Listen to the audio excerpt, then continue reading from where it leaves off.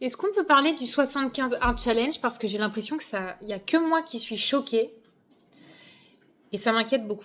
Pour rappel, le 75 Hard Challenge, c'est quoi? C'est deviens la meilleure version de toi-même en t'imposant une régularité pendant 75 jours, voilà.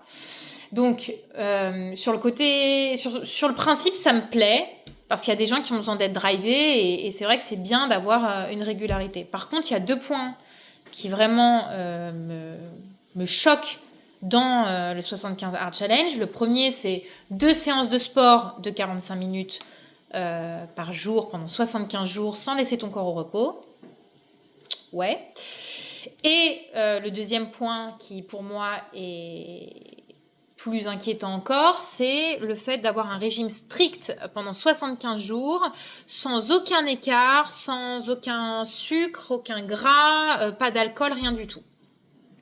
Bah, en fait, j'ai envie de te dire que le 75 Hard Challenge, tu risques de le finir avec des blessures, une baisse de l'estime de toi, des troubles du comportement alimentaire.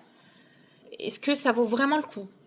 Parce qu'en fait, faut bien comprendre. Au niveau sport, c'est sûr que tu risques de te blesser parce que moi, en tout cas, dans toutes les vidéos que j'ai vues, les personnes qui ont commencé le 75 Hard Challenge et qui l'ont fait, c'était 45 minutes de sport, mais vraiment à haute intensité. Du cardio, de la muscu, renforcement musculaire, pilates, etc. Si tu fais ça pendant 75 jours sans t'arrêter, mais ton corps, en fait, tu l'épuises. Surtout qu'on sait que la récupération pour le corps, c'est essentiel. Ça te permet d'être plus performant quand tu es en séance. Et en plus de ça, quand tu es en repos, ton métabolisme il travaille et tu brûles des graisses.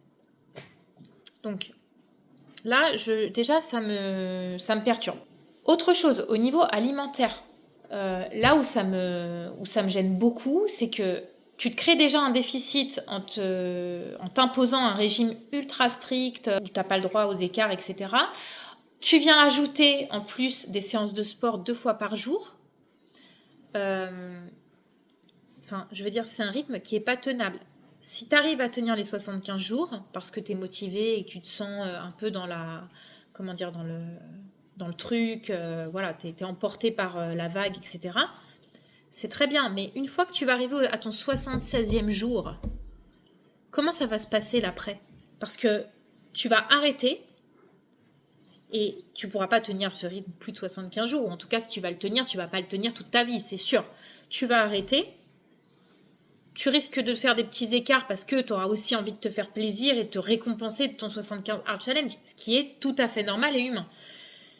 Mais en fait, ton corps, lui, il a été malmené pendant 75 jours. Et ton métabolisme, il a souffert. Ton corps, il a souffert. Donc, direct, il va faire des réserves.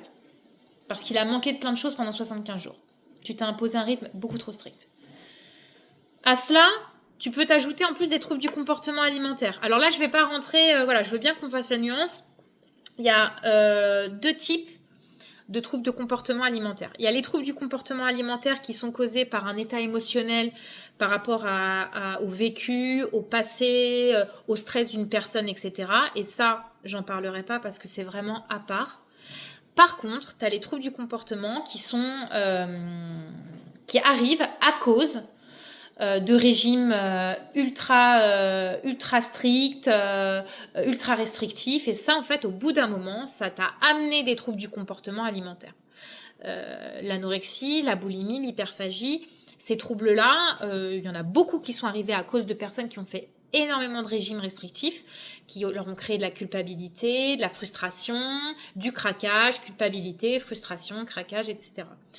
Il y a un autre trouble dont on ne parle pas trop et qui est en train de monter en puissance justement à cause de ce genre de challenge sur les réseaux, c'est l'orthorexie. Et l'orthorexie, en fait, c'est le fait d'avoir une obsession pour la nourriture ultra saine et au point d'enlever vraiment tout ce que tu penses être malsain, qui ne l'est pas, et de t'infliger vraiment de ne consommer que ce qui est ultra sain, tout regarder, tout compter, voilà. Et ça devient un calvaire. Pour moi, ce challenge-là, il peut t'apporter vraiment des troubles du comportement alimentaire. Et je trouve que c'est vraiment cher payé quand tu fais le calcul bénéfice-sacrifice. tu laisses quand même pas mal de ta peau, quoi, avec ce challenge-là. Les réseaux, ils vont pas te montrer. Déjà, peut-être que la personne, elle a craqué plusieurs fois parce que le rythme, il est tellement balèze que à un moment donné, on est humain. Les gens qui vont craquer, qui vont se sentir moins que rien en se disant « Ouais, mais moi, sur les réseaux, j'ai vu que telle, elle tenait, machin. » Bah, ton estime de toi, il descend. Et, enfin, je veux dire, normalement, pour devenir la meilleure version de toi-même, t'as pas besoin de passer par un stade de t'y arrives pas, ça va pas. Moi, j'aime pas du tout ce côté marche ou crève dans ce challenge-là. En plus, c'est tu dois faire ci, tu dois faire ça, tu dois être comme ça. Et si t'y arrives pas, tu dégages. J'aime pas du tout. Je trouve qu'il y a plein d'autres manières qui existent avec de la bienveillance, du temps. On peut perdre du poids de la même façon.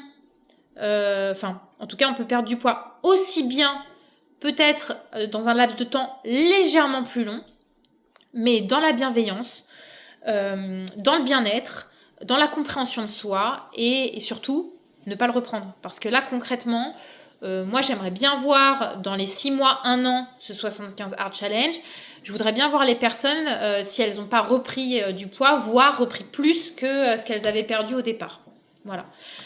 Réfléchissez vraiment avant de vous lancer dans ce challenge-là. Il y a plein d'autres manières qui existent. Pour moi, c'est toxique et c'est vraiment s'infliger, se faire mal, quoi. Et on n'a pas de raison de se faire mal. Il y a plein d'autres manières qui existent. Sur ce, je te laisse réfléchir à cette vidéo et surtout, le plus important, prends soin de toi.